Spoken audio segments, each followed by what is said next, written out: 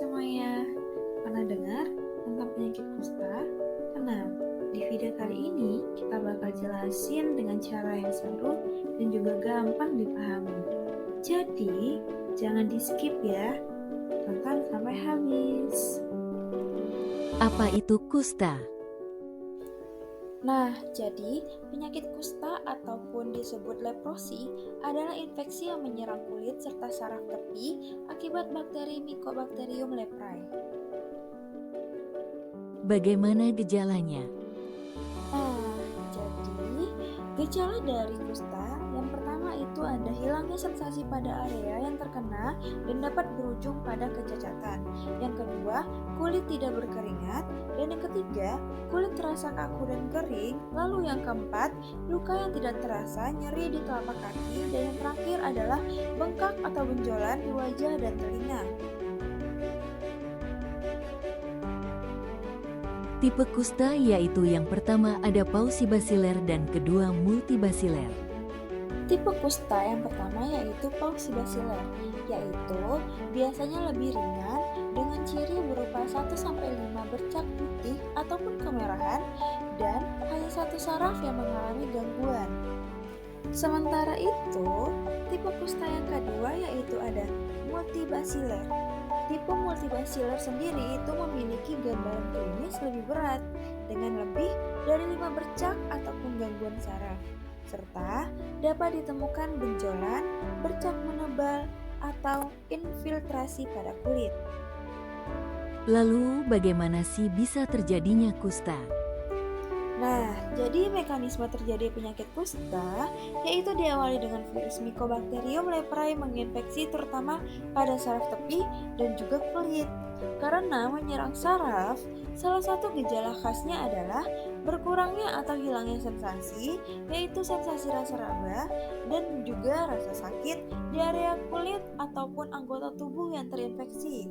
Sehingga akibatnya penderita bisa tidak menyadari luka ataupun cedera ringan yang kemudian berkembang menjadi kecacatan seperti ulkus, deformitas, amputasi, dan ini terjadi jika infeksi atau kerusakan saraf terus berlangsung tanpa intervensi. Dan akhirnya, kerusakan saraf dan jaringan kulit yang tidak terobati akan menyebabkan perubahan bentuk, kelemahan otot, gangguan fungsi, anggota tubuh, dan juga dapat mengenai mata yang dapat menyebabkan gangguan pada penglihatan.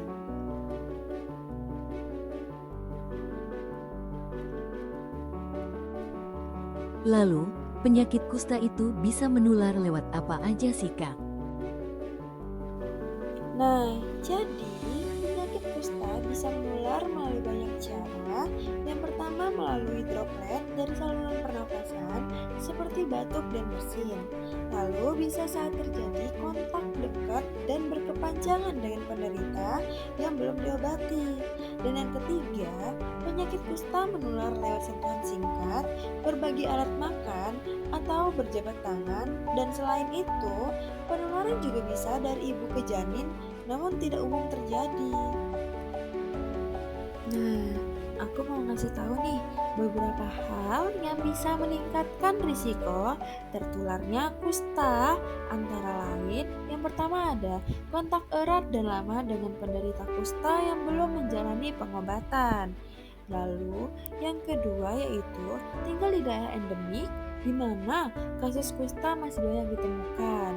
Dan yang ketiga yaitu sistem imun yang lemah sehingga tubuh kita lebih mudah terinfeksi Mycobacterium leprae. Dan yang keempat yaitu lingkungan padat dan kondisi sosial ekonomi yang rendah yang mendukung penularan. Dan yang terakhir adalah anggota keluarga serumah dengan penderita karena frekuensi kontak lebih tinggi. Bagaimana cara pencegahannya? Nah, untuk pencegahan kusta bisa kamu lakukan dengan cara yang pertama deteksi dan pengobatan dini atau MDT untuk memutus rantai penularan. Lalu yang kedua batasi kontak ataupun interaksi lama dengan penderita yang belum diobati. Dan yang ketiga, edukasi masyarakat tentang gejala awal kusta agar tidak terlambat berobat. Selanjutnya, menjaga kebersihan diri dan lingkungan untuk mendukung imunitas dan kesehatan umum. Dan yang terakhir, melakukan pemantauan anggota keluarga yang tinggal bersama penderita untuk mendeteksi gejala lebih awal. Pengetahuan kecil bisa membawa perubahan besar loh. Jadi, teman-teman, yuk kita jaga kebersihan kulit dan tubuh kita agar terhindar dari penyakit kusta. Ingat, mencegah lebih baik daripada mengobati. Oke, terima kasih sudah menonton teman-teman.